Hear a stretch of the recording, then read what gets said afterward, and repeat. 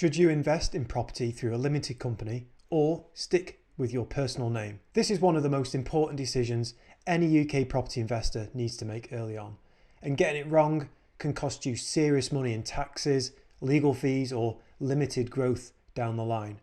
So in this video, I'm going to walk you through everything you need to know, what a limited company setup actually looks like, the real tax benefits, the hidden downsides most people forget to mention, and when it actually makes sense to go this route. I'll also break down real world scenarios so you can start to picture what might work best for your situation. Now, first, what does it actually mean to buy property through a limited company? Well, it basically means setting up a separate legal entity, a business that owns the property instead of you as an individual. Most investors use what's called an SPV, or special purpose vehicle, which is just a company set up specifically to hold property. You're usually the director and shareholder, so you control it, but the company is the legal owner of any assets it buys. Straight away, that opens a door to some tax efficiencies, which is why so many investors are leaning in this direction. But let's talk specifics. If you own rental property in your personal name, any income from that is added to your other personal income, so salary, self-employed earnings, whatever else you make, and it's taxed accordingly. If you're a higher rate taxpayer, that's 40%, and if you're in the additional rate band, you're at 45%. And since Section 24 was introduced, you can't deduct all of your mortgage interest anymore.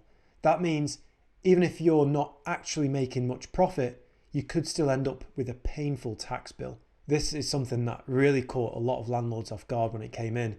People who thought they had profitable portfolios suddenly found themselves owing thousands in tax, even when their properties were just about breaking even. Now compare that to a limited company. The company is taxed on its profits at the corporation tax rate, currently either 19% or 25%, depending on how much the company earns. Plus, it can still fully deduct mortgage interest and other expenses, so the tax savings can be significant if you structure things properly. But, and this is where people get caught out, those savings don't always mean you personally keep more cash in your pocket. Why? Well, because the money made by the company belongs to the company, not to you. And if you want to take that money out, you usually have to pay yourself either through a salary or take dividends, each of which comes with its own tax implications.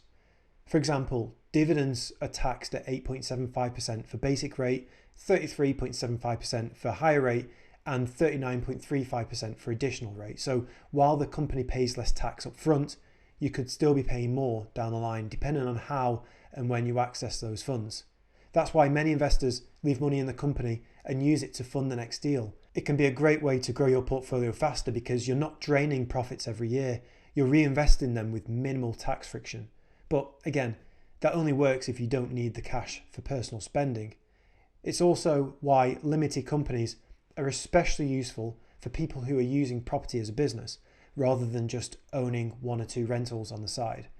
If your goal is to scale, to go from one deal to 5, then 10, then maybe even 20 or 30, this kind of setup gives you the control and the tax efficiency to do it properly. Now let's look at the other side of the coin. Why wouldn't you use a limited company? Well, there are a few clear drawbacks. First, mortgages. Limited company mortgages tend to have higher interest rates and larger arrangement fees. That gap has narrowed over the years, but it's still there. Also, fewer lenders operate in the limited company space, especially if your SPV is brand new or you have a short trading history. So you'll need to work with a broker who understands the market really well. Then there's the admin side. Running a company means dealing with companies' house filings, annual accounts, bookkeeping, corporation tax returns, and probably hiring a decent accountant. That adds both time and costs. Not a deal breaker, but it's extra. And lastly, if you already own properties in your personal name and want to move them into a company, it's not a simple process. It's treated like a sale, so you'll likely pay stamp duty again and possibly capital gains tax, even though the buyer is technically you through your company. That makes switching structures midway through your investing timeline expensive, and it's why planning ahead is so important. I've seen people get caught up here too, especially those who start buying personally, then realise too late that it's not suitable at scale. They end up stuck with mixed ownership structures, tax headaches and portfolio limitations they could have avoided with a bit of early advice. It's honestly one of the biggest regrets I hear from most experienced investors. Now, I want to be super clear. This video is not tax advice. I'm showing general information based on common setups and what I've seen in the market, but everyone's situation is different. You absolutely must get personalized advice from a qualified property accountant before making any decisions, especially if you're dealing with significant income, inheritance planning, joint ventures, or you're thinking about flipping properties through a company. It can all get complicated very quickly. So when does it actually make sense to use a limited company? Well, if you're a higher rate taxpayer and you plan to build a portfolio over time, it usually makes financial sense. If you're focused on buying, refinancing and reinvesting profits, a company lets you do that with much lower tax friction. If you're working with business partners or want a clean separation of ownership, it's far easier to manage those relationships inside a company structure. Also, if you're thinking long term about passing your assets onto your children or reducing inheritance tax exposure, there are more options available with a corporate structure, like holding companies, trusts and shares that can be passed on or managed strategically. Again, that's deep water. Speak to a specialist. But if you're just buying one or two properties to hold and earn a bit of rental income, especially if you're on a basic tax rate or mortgage free, then there's a strong argument for keeping it simple and buying in your personal name. The setup costs, ongoing fees and admin may not be worth it in that case. Now let's talk real world example for a minute. Say you buy a £200,000 buy-to-let with a 75% mortgage. You're earning £1,000 per month in rent and paying £500 on the mortgage. In a limited company, you'd only pay corporation tax on the £500 profit after expenses, mortgage interest and so on. But in your personal name, you're taxed on the full £1,000 even though you're only actually making half that in real cash. Over time that adds up. If you're doing this across 5, 10 or 20 properties, the tax savings could be tens of thousands per year. Money you could have reinvested into your next deal. One thing I often recommend to new investors is to run the numbers both ways.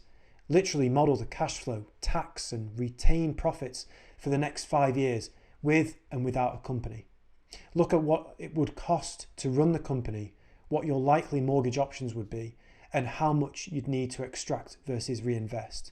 Once you see it in black and white, the right choice tends to become obvious. So where does that leave us?